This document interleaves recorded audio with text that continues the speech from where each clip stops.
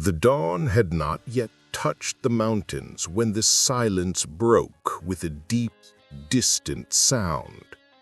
Engines, many of them.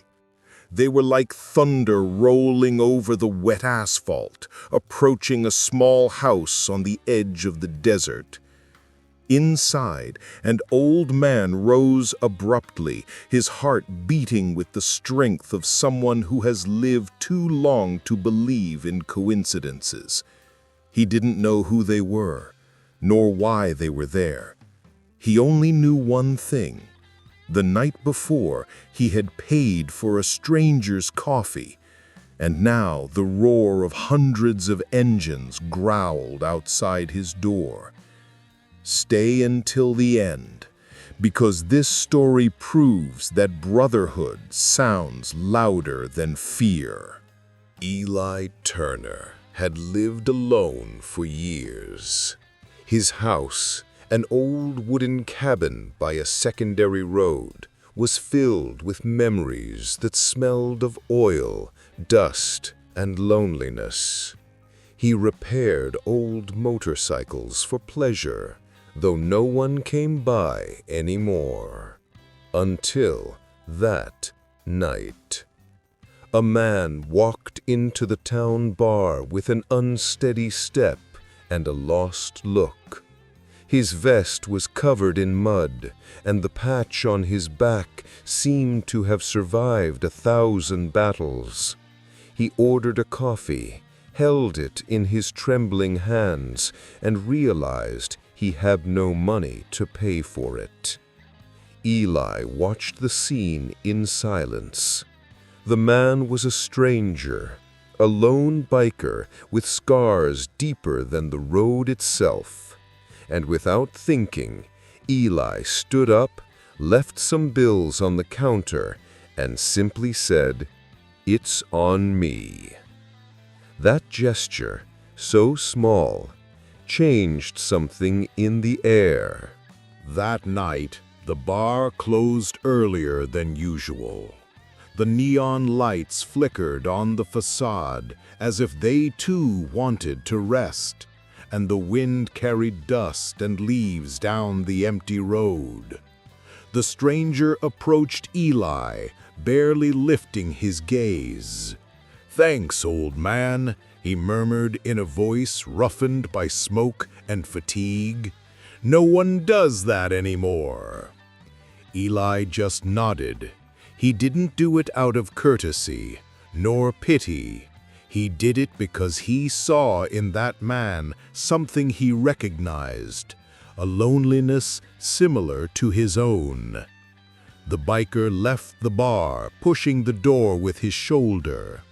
Outside, the night had the metallic taste of the rain that was about to fall. He started his motorcycle. The engine roared with a deep sound, full of history and miles. Eli watched him from the window as the rear light disappeared into the fog. That red glow was the last thing he saw before being alone once again. Then, silence. A silence so deep he could hear the ticking of the wall clock, the same one that had marked endless, identical days for a man who no longer expected visitors. Hours later, the storm came without warning. Raindrops struck the tin roof as if trying to get in, and the wind whistled through the cracks of the workshop, making the hanging tools tremble. Eli sat by the window, wrapped in a blanket, watching the shadows the rain drew on the floor. He tried to read, but the letters dissolved between the thunderclaps. He could only think of that stranger, the soaked vest, the worn patch, the look that seemed to promise something he didn't understand. Each thunder sounded like a distant engine. Each lightning flash illuminated the symbol still etched in his mind. And in the middle of the darkness, and idea began to take shape, soft, impossible to ignore. He had done something right, something that somehow would not be forgotten. But the world of bikers has its own language, made of silences, of loyalties never spoken, of favors that travel the road until they find their way back.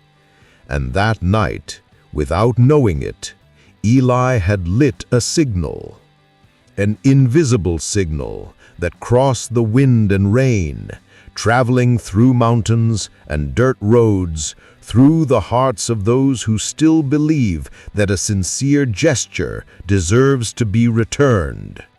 Far away, somewhere where the night never ends, someone heard it. Miles away, under a starless sky, an old mechanic shop remained awake. The yellowish light of a single bulb hung from the ceiling, swaying with the wind that slipped through the cracks. The floor was covered with footprints, grease, and stories. And in the middle of that silence, broken only by the dripping of oil and the click of metal, a group of men listened. The stranger spoke in a low voice, almost ashamed, as if the gesture he had received weighed heavier than the scars on his hands. "An old man paid for my coffee," he said. "He didn't know me. He didn't even ask my name." His words lingered in the air, and for a moment no one said anything. Only the hum of a disassembled engine filled the void, as if the shop itself were listening. The eldest of the group, a man with a gray beard and eyes hard as steel, lifted his gaze. His voice was barely a murmur. In a world that no longer understands respect, that's not something to forget. The others nodded, without applause, without speeches. Among them, words were unnecessary, because in their code, actions mean more than promises, and a kind act on the road deserves an echo. One by one, they began to stand. Their boots struck the concrete floor with a heavy, almost ritual sound. Their hands reached for the keys hanging on the wall. And then the first roar broke the silence, the awakening of an old, strong, living engine. Then another, and another, until the air in the shop vibrated with the metallic chorus of their brotherhood. There was no anger on their faces, no desire for revenge, only that firm look of men who know that loyalty still matters even if the world has forgotten it. It was more than a visit, it was an answer, a promise to return what that old man had given without expecting anything in return. The stranger smiled, eyes glinting under the dim light. He knew what was coming. He knew that at dawn, the man who had bought him a coffee would hear something greater than gratitude, the roar of a family that never asked for blood, only respect. If you also believe that loyalty still has meaning, subscribe to Hell's Road, because stories like this are only just beginning. Dawn began to awaken with a bluish-gray hue, and the air smelled of metal, gasoline, and promise. In the workshop, the men moved in silence, as if each one knew exactly what he had to do. There were no orders, no rush, only a shared purpose floating in the air, heavy as exhaust smoke, pure as loyalty. One by one, they took their vests from the rack. The leather, worn by years and miles, creaked at their touch. Each patch sewn onto those garments told a story, a loss, a victory, a scar. When they put them on, it wasn't just dressing, it was remembering those who were gone and those still riding unknown roads. The headlights came alive, illuminating the symbols on their backs: wings, skulls, flames, silent oaths stitched in thread. And beneath that trembling glow, the engines began to roar, one after another, as if the dawn itself were answering their call. They weren't going to spread fear, they were going to show respect, to return what the world rarely gives back: gratitude. The stranger tightened his hands on the handlebars and looked around. There were many of them, but none spoke. They didn't have to. The sound of their engines said it all. "We're with you." That was the essence of the road. Not the noise, not the speed, but the code. An invisible code that binds those who still believe a good deed should never fade in silence. They wore their colors like armor, symbols of loyalty stitched in leather. You can carry that same spirit. Discover the official Hell's Road collection, available through the link in the description, for those who live by the code. The first roar came like thunder in the distance. Eli awoke with a start, his heart pounding in his chest. For a moment he thought he was dreaming, but the trembling ground told him otherwise. The sound grew louder, closing in, surrounding everything like a storm of steel and fire. When he looked out the window, the sky was just beginning to lighten. The horizon was covered in dust and flickering lights that moved like fireflies. Motorcycles, dozens, maybe hundreds. The collective roar of their engines was so deep the walls of the cabin vibrated, and the workshop's windows chimed like they were greeting the dawn. The air smelled of gasoline, wet leather, and freshly lifted earth.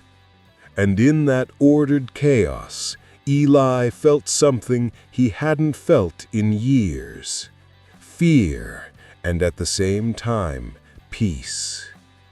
He thought maybe he'd done something wrong, that his gesture had been misunderstood, that they had come for him.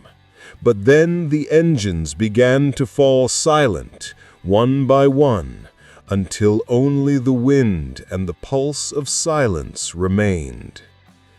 Eli walked to the door. His hands trembled as he turned the knob, and when he opened it, what he saw was not threat, it was respect. In front of him, an endless line of motorcycles stretched down the road as far as he could see. The men stood beside their bikes, not speaking, helmets in hand, eyes fixed on the old man who, without knowing it, had touched something sacred. The stranger stepped forward. His silhouette cut through the dawn light, and when he removed his helmet, Eli recognized his face, worn by life and the road. He smiled faintly, with an expression that said more than words ever could. "No one does what you did," he said, his voice rough, cracked with emotion. "Not today, not anymore." From his vest, he pulled a small object wrapped in aged leather. He held it with both hands as if it were something holy, and then offered it to him. Eli took it carefully. Inside, a metal plaque shone beneath the first light of day. At its center, the emblem of the club, and burned into the surface 3 words that seemed to beat in rhythm with the engines that were coming back to life. "Brotherhood remembers." Eli looked up. The men nodded in silence. Then, one by one, they started their bikes. The roar filled the air again, but this time it didn't sound like a threat. It sounded like an anthem, a song of gratitude carried by the wind, bidding farewell to the man who, with a simple coffee, had reminded the world what respect truly means. The sun began to rise, painting the horizon a weary orange. The air, which minutes before had trembled with the roar of engines, was now calm, almost secret. The shadows of the motorcycles stretched across the dust, long and silent, as if the dawn wanted to keep them a little longer. Eli stayed on the porch, still holding the plaque in his hands. The stranger approached with a smile and handed him a steaming cup. It was coffee, strong and black, just like the one he had paid for the night before. For a moment they looked at each other without speaking, sharing that silence only understood by those who have lived long enough. The men sat on the steps, on the ground, leaning against their bikes. The smell of gasoline mixed with that of fresh coffee, and the laughter, low, sincere, broke the tension that still lingered in the air.